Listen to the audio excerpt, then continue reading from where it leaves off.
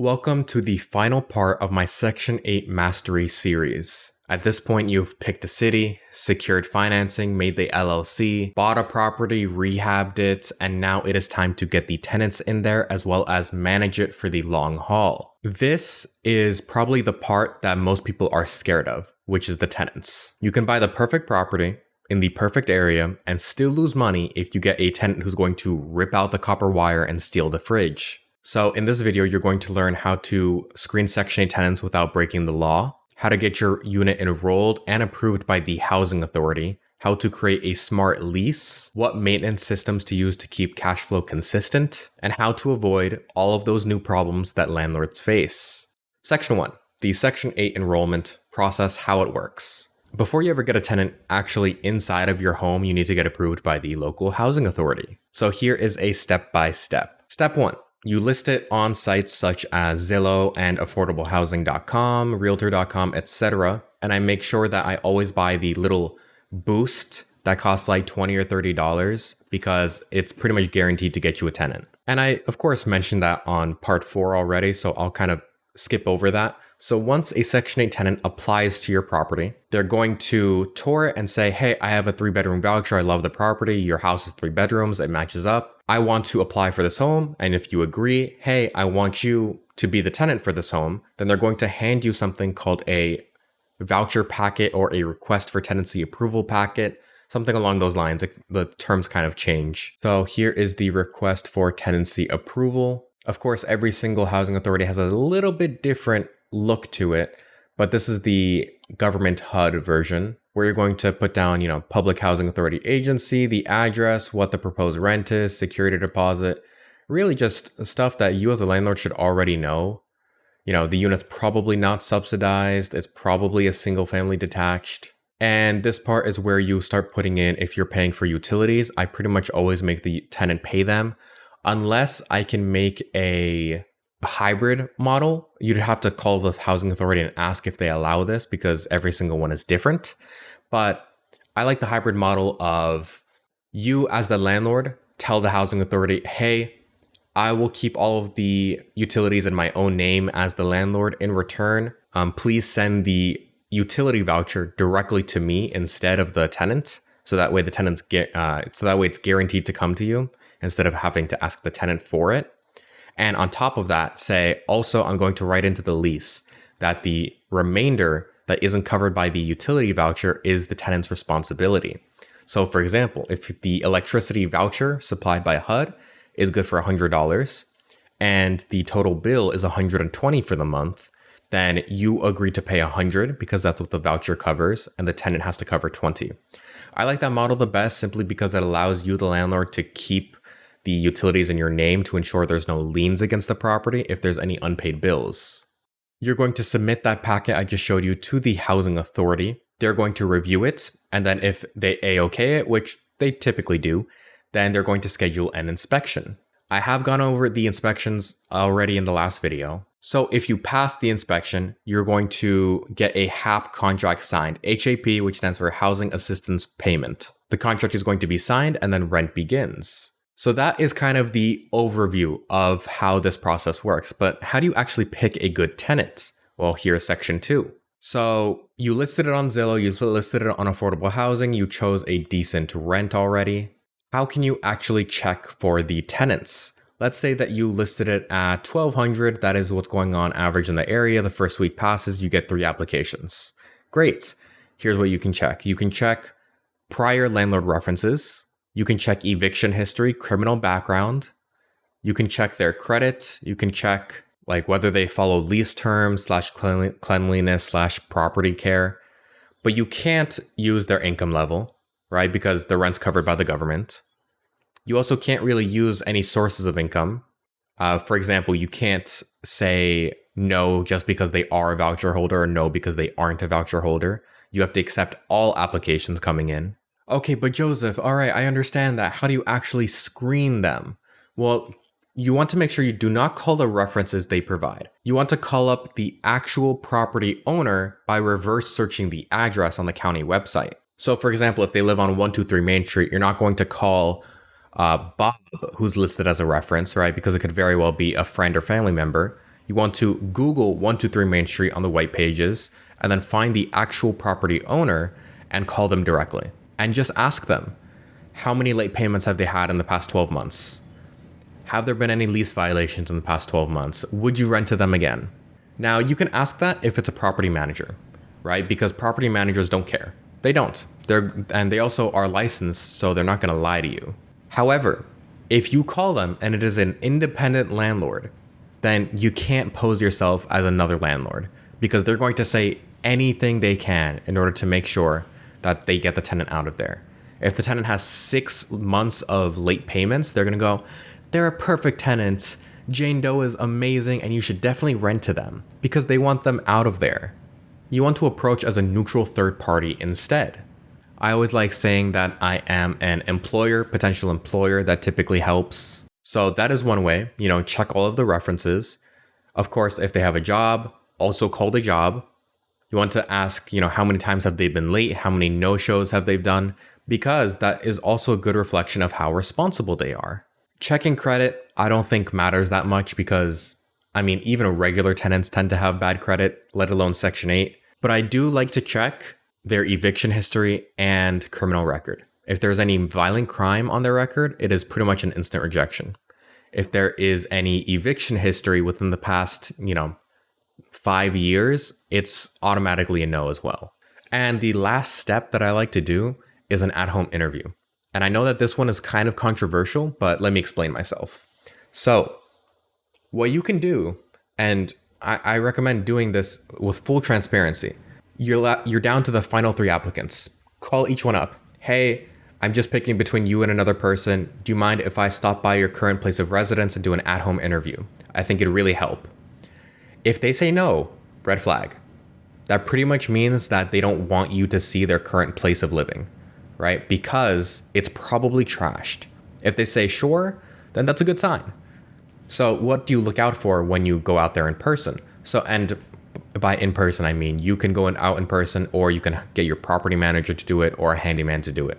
So when they go out there, or you go out there, you want to look at their car, right? If the car is old, if it's rusty, that's fine. My car was old and rusty. I had a 2005 Mitsubishi Galant, which I don't know if you guys have ever seen one before, but this is how my car looked. This was like literally the car that I had. In fact, it looked oddly similar to this one right here. Actually, it was pretty much this. This was my car. Yeah, you guys like that interior right there? That is exactly how it looked. My point is, car condition is not a good sign of whether someone is responsible or not. What is a good representation is how clean the car is. If the car is relatively clean, if there's not garbage stacked on the inside, then that's a good sign, because however they treat their car is how they treat your home. And you kind of check for the same thing inside of their house. If their house is, I assume, a rental, old and, it definitely is distressed. However, it's relatively clean. There's not holes in the drywall. There's not old Coca-Cola stains on the rugs. Then that's a great sign.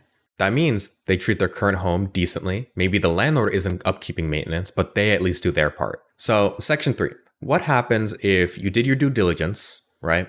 But you still ended up picking the wrong tenant, or maybe just something happened. Let's say that they, had a medical emergency and they stopped paying rent, right? Something like that, or they couldn't clean anymore, or they got into an abusive relationship. Whatever the case is, good tenants can become bad tenants. It just happens sometimes. So this is the part that most people kind of gloss over or give too much leeway with until it's too late.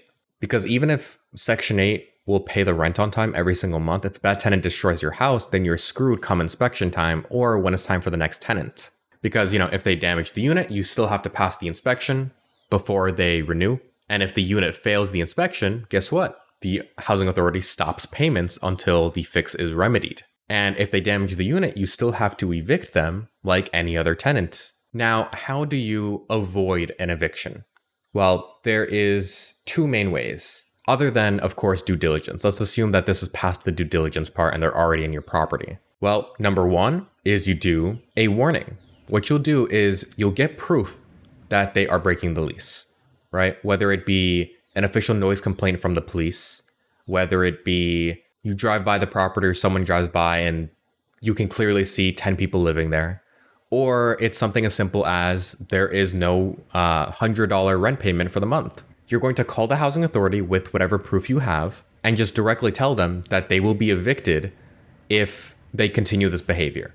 So what the housing authority is going to do at that point is they're going to call the tenant and say, hey, John Doe, hey, Jane Doe, you guys are breaking the lease. We received proof of it. Your voucher will be revoked unless you can remedy the issue within 24 hours or 48 hours. And that pretty much jumpstarts them, right? They start getting sirens.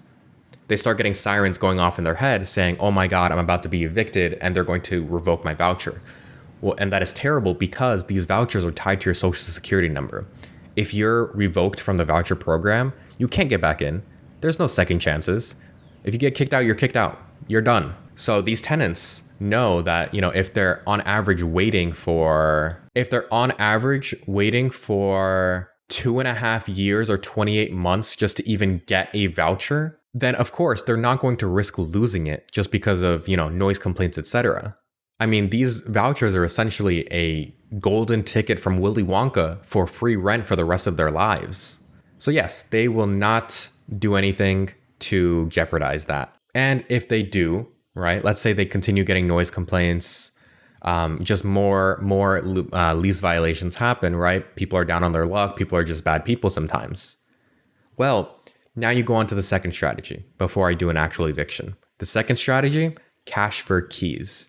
If you guys haven't heard of this, it is an agreement where a landlord pays a tenant a sum of money to vacate a property, often as an alternative to a traditional eviction. Now, what does this fully mean? Let me use an actual example. Jane and John Doe don't pay their rent, or they have noise complaints. The property manager or you go out to the property and you say, hey, I want to talk to you guys. Can I please speak with whoever the property decision maker and whoever pays the rent is? Can I speak with the head of the household? So Jane or John Doe comes out and you tell them, hey, I am the landlord, or I'm blank the representation for the landlord. You will be evicted at this rate. Section 8 has been warned. The housing authority has been warned, and I have clear proof that you are violating the lease. I will start an eviction by the end of the week. So how about this? I need to pay my mortgage or else I'm going to have to sell the house. You clearly need a place to live and don't have enough money. So how about this? I'm going to inspect the property today. I'm going to go in today, probably by the end of the day, and I'm going to do a full inspection, take pictures of everything. As long as no more damage is done to the property, and as long as you vacate within 5 days, I'm going to give you $500 in cash and your full security deposit back. They're usually going to honestly be a little bit upset. They're going to outburst a little bit and say, no, I deserve to be here, etc., etc. But then typically within a day or two, they're going to come to their senses, call back and say, hey, I'm willing to take the offer. In that case, they kind of know in their head, it's either this or I get kicked off of Section 8. Yes, if I end up saying, okay, do an eviction, maybe it'll take an extra 3 months, right? But I'll lose the voucher forever. And they typically can, view the pros and cons and think rationally after they've calmed down. Past that, unfortunately, it's an eviction. Just like any other tenant, evictions happen sometimes. It is what it is. You can't really avoid it. Moving on to Section 4, which is how do you structure the lease to be of the most benefit to you? And the housing authority might try to just give you a lease template, but you can use it, but still add these addendums to it. So the utility overage clause, which I mentioned earlier, if the tenant exceeds the utility allowance of, for example, $50 a month for water, then they pay the difference. Again, you're going to have to call the housing authority first to even see if this is allowable in your area. Some other key clauses are no smoking indoors, no vaping, anything like that, because it actually sticks into the walls and yellows them over time. So if a tenant stays for 5 years, then they're going to kind of look like the walls behind me if they were originally pure white. And also, it just really stinks. Like, it just smells bad. Like, I hate smoking. I don't want to be anywhere near smokers. They smell bad. The home smells bad, etc. Another addendum I like to have is the tenant has to pay any damages not caused by normal wear and tear. So what defines normal wear and tear? Normal wear and tear is basically degradation that happens just because a person is living there. So for example, after 5 to 10 years, the carpet starts to get dirty. That is an example of normal wear and tear. Another is that after 5 years, the fridge just happens to, go out on itself. Tenant didn't do anything bad. It's just at the end of its life. That is normal wear and tear that you, the landlord, would have to be responsible for. However, circumstances such as they break a window, that is not normal wear and tear. That is the tenant's responsibility. Another is that if they have a pit bull that ends up chewing up and tearing up the carpet, that is not normal wear and tear either. That is, again, up to the tenant to fix. So don't just say normal wear and tear, by the way. Don't just say tenant pays for all damages not caused by normal wear and tear. You want to be specific, right? Because the more specific you are, the harder it is for a judge to deny your claim. So you want to say tenant is responsible for all window repairs. Tenant is responsible for upkeeping the lawn. Tenant is responsible for any damage done to the carpet that isn't general dirt, right? Tenant is responsible for removal of any stains in carpet caused by a liquid. You want to be very specific because if one of these clauses come up, well then you kind of have to deal with it in court, right? If you go to small claims court because you're saying, whoa, this carpet is destroyed, we can't, repair this, you're gonna have to pay for it, the tenant could easily go, oh man, well, you just bought cheap carpet originally, it's not my fault. Well, no. If you have pictures of it 6 months prior in perfect condition, you have an invoice for the work done to the carpet, and on top of that, you also wrote into the lease that the tenant is responsible for any damages to the carpet, then they're not going to have a case to support them. I also require every 6 months an inspection. So there are 3 inspections per year that end up happening. And I'll go over this a little bit more in the next section, but I like to just put in that landlord is allowed to do up to 4 inspections a year just to play it safe. You can also include an addendum that kind of has house rules, which I've already kind of mentioned. So you want to make sure that your lease has what the housing authority requires it to have, but then feel free to add your own stuff. I mean, realistically, if you're a good landlord, right, and most of them are fair clauses, then the tenant doesn't really have any way to argue. They can't say, oh, but if I break a window, that should be your responsibility. No, most of them are just going to silently read it, shut up, and sign. Now, again, you can't put stuff that is like very blatantly manipulative, right? Or slumlordy, right? I don't want to see any of you come to me and go, oh, I was charging $20 a month for ceiling fans. Like, no, you don't do that. Oh man, I was charging an additional $10 a month for a washing machine. Don't do that. No, that is slumlordy. And on top of that, it is also not allowed. You are not allowed to collect money on the side that isn't from the direct voucher and the utility voucher, of course. Moving on to section 5, which is maintenance. So how to stay profitable while also staying lean in costs. So here is a very simple system that I like to use for all of my tenants. Every 6 months, do a property walkthrough. So 6 months into the lease, you're going to want to look for leaks, look for pest issues, look for damage, cleanliness, etc. What you want to basically do is get the HQS inspection checklist that I mentioned prior, and you're going to do the exact same thing that you did prior to them moving in. So before you listed it for rent, you got this checklist, you went through it all, you made sure that your empty vacant property had all of these fine so that you passed the inspection on the first go. You're going to do the exact same thing. The only difference is now you might have to walk around a load of laundry. You're going to take this inspection checklist or your property manager / handyman. You're going to go out to the property and then you're just going to do a regular HQS inspection, but you're going to do it by yourself. Do that at the 6 month marker. And then I do a second one 2 weeks before the actual inspection from Section 8. The reason I say 2 weeks is because if there is a decently large problem, for example, a pretty large burst pipe or the water heater isn't working, then you have 2 weeks to fix it. And typically that is how long most contractors need to fix major problems. Again, you don't want to do crazy stuff that isn't needed to pass the inspection, right? You don't want to install new ceiling fans, right? Because you want to be nice. You don't have to install a dishwasher because they asked. No, do what's needed to pass the inspection. And as a little bonus on top, I like to tell the tenants that if they pass the property inspection from Section 8 on the first go, then that gets them 10% off their portion of the rent for the month. Now, I'm not saying total rent. If the rent's $1,400, I'm not saying $140 off. I'm saying If the rent's $1,400 and they have to pay $300 of that, then they're getting 10% off of $300 or $30. So it is effectively 2 meals for them, right? Now you might be thinking, oh, that's really like scummy. That's almost nothing. I don't have to do this. This is a bonus for them. I don't have to do anything, right? But on top of that, $30 is still a decent amount of money to a lot of people, right? Maybe you might have a little bit of skewed perspective because you're buying a house and need $25,000 for it. But if you are only making, $800 a month, $700 a month, maybe even disabled or elderly, then that $30 for a nice meal goes a long way. I also like to, and this is kind of controversial, I like to never touch the money. I don't touch any of the profit from every property at all. The only 2 times I'll ever touch the money is A, if a repair needs to be done, or B, if I am going to use the collective money for another down payment. Other than that, it's never touched. I don't use it for my own spending. I don't bring it to my own checking account at all. It is independent because I am extremely conservative with the amount of risk I take on. So let's say that there is a pretty decent roof repair that needs to happen that costs, $5,000. Well, then guess what? I have 10 grand sitting in that account just because I haven't collected any of the rent into my own account in the last year. And yes, that is crazy conservative. And yes, that kind of goes against a lot of what some of your goals are, which is financial freedom.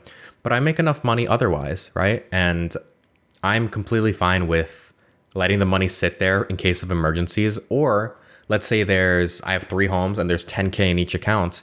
Well, I'm going to take 25K total from the 3 accounts and put it towards another down payment instead. And then rinse and repeat, let everything build again. You also want to make sure, and I kind of said this prior in a different part, that you want to have a trusted management team. And not management in the sense of that they're going to collect rent, but management in that you have your maintenance guys, you have your handyman, you have your plumbers, you have your electricians. You know who to call if a problem comes up. You should already know a few of them, at least, just going throughout this process. For example, if your home inspection revealed roofing issues, then you probably found a roofer at that time. And if not, then you want to just have a full list of pretty much every type of contractor you'll need. You want to have handyman, plumbers, electricians, roofers. You want to have a foundation guy. You want to have a water removal guy, in case a pipe bursts while the property is empty. You want to have insurance brokers. And I think that's all you typically need. Oh, and a pest control guy. Now, again, how do you actually handle these requests for work done? How do you manage it? Well, there's a few choices. You can either do property management, typically taking 10% of the rent, or you can use software. So I've shown this in a previous part, so I'm only going to touch on it. But Rent Spree is fantastic for screening tenants, and you can even collect rent from it, but I don't use it for that purpose. I use it just for screening tenants. If you want to collect rent, you can go to Zillow's Rental Manager, which I don't know how this thing's free, but you can... Last I checked, this function didn't work, the create and send leases. This didn't work last time I set this up about a year ago for one of my tenants. But before that, we currently use it for collecting rent online. So it is completely for free. And if the tenant pays using ACH, then it's free for them as well. So I don't know how this isn't paid. Don't know how that works, but it is completely free. But how do you actually manage it? Well, if you just Google property management software, there's a lot out there. A lot of people like Appfolio. However, Appfolio is only if you have quite a large number of properties. So for example, if you go to the pricing tab, I believe you need, at least 50 units in order to use Appfolio. So obviously, most of you watching are under 50 units, in which case I like Tenant Cloud. Again, I haven't actually used this yet. I want to be very clear about that. I'm going to start using it probably at the beginning of the year, but it is $16.50. You can have unlimited amount of properties, and it has a lot of features. I don't know how much is included in just this starter plan. However, it looks like you can at least collect rent. You can at least manage maintenance. So I'm guessing they can submit work orders. and you can handle applications. So it kind of sounds like it has everything you need. However, it does have a cost of $16.50 a month. Are there any other softwares? What's Buildium? I haven't looked at this one. Let's look together. Oh man, this almost has the exact same layout as Tenant Cloud. That's kind of funny. What's the pricing for this one? $60 a month. What does it include? How do they do property inspections if this is an online software? What does that mean? I don't know what property inspections mean. I don't know if they have people in like every single city, or if they're just saying they have like a template for you to do them. I don't know what that means fully, but it looks like they have basic accounting, work orders, violations, a communication board, online portal. Those are all pretty normal.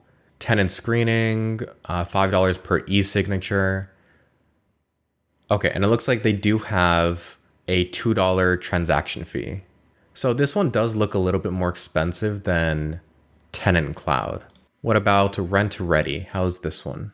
$30 a month. Okay, that's pretty good.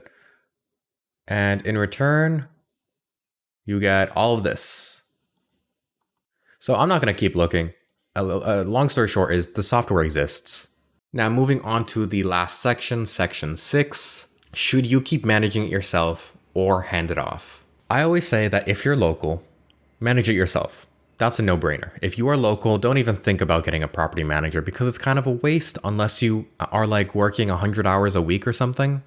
Just manage it yourself. It's not that hard, especially if you're local. But once you scale or you're fully out of state, then you might need property management. So I mentioned this in a previous part. So I'll, again, only briefly go over this, but a good property manager handles annual inspections, maintenance calls, rent collection, posting notices, evictions, and paperwork with the housing authority.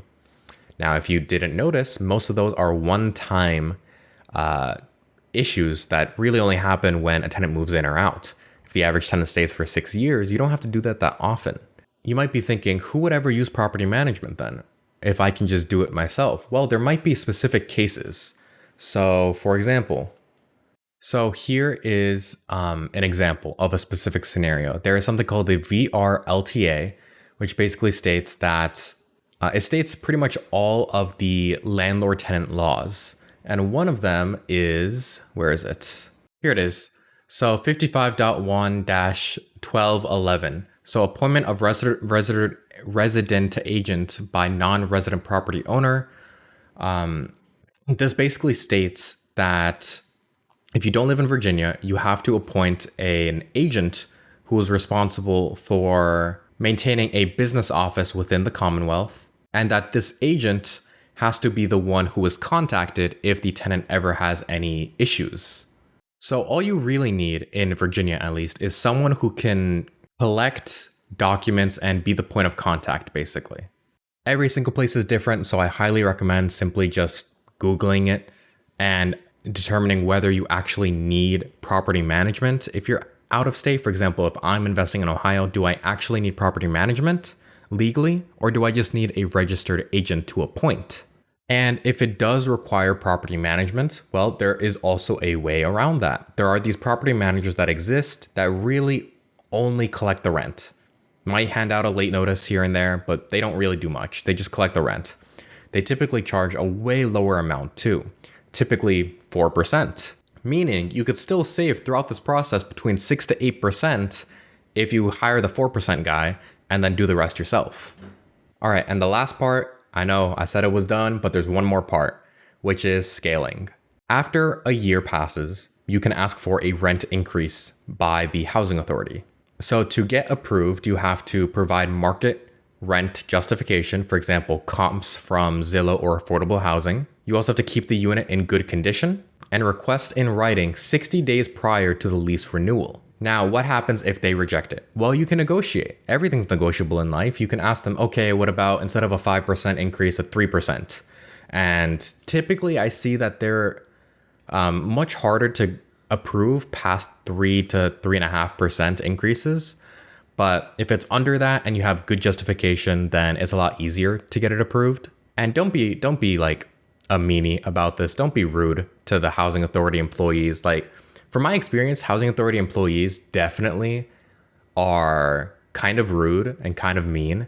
So if you are the person that shows up with a box of donuts, or you're the person that, compliments their outfit for the day, then it goes a long way. It really does. Wow, who knew being nice helped? Crazy, right? So as I mentioned prior, never touch the money.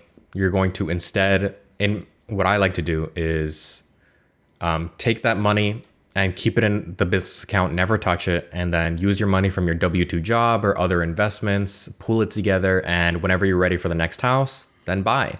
And you can just rinse and repeat over and over and over and over again. I see most investors start off with one house a year, and then on the third or fourth year, they're doing 2 houses a year. And then they tend to do 2 houses a year until they're about at 10. And when you're at 10 homes, you're typically making $5,000 net per month. And most people stop there because they just retire, or you can keep going and start doing 3 per year instead. So that is everything. I've made it through all 5 parts, whether you're watching this independently on part 5 or in the final huge compilation video. I'm finished. My throat hurts. Now I can give my little, I feel like I'm allowed to shell myself out now, because I have probably just finished making the longest and most thorough Section 8 tutorial out there that exists. So by now, you should know from beginning to end the exact process. And of course, if you want screening templates, if you want lease clause examples, you want my inspection checklist, you want my guidance, really, my mentorship, my hand-holding, go ahead and click the first link in the description, because I have a link to my mentorship program. It is purely one-on-one. It's not just a PowerPoint. And go ahead and book a free call with my team to see if it's right for you. And if you click the second link in the description, it is actually a link to a free school community. It is completely for free. That's not a joke. You can talk with fellow investors about Section 8, network with them. And on top of that, I also have a twice a week, Monday, Friday group call that I do where anyone can ask me anything completely live. As always, I am Joseph Khateri. Comment down below any questions you have, and have a nice day.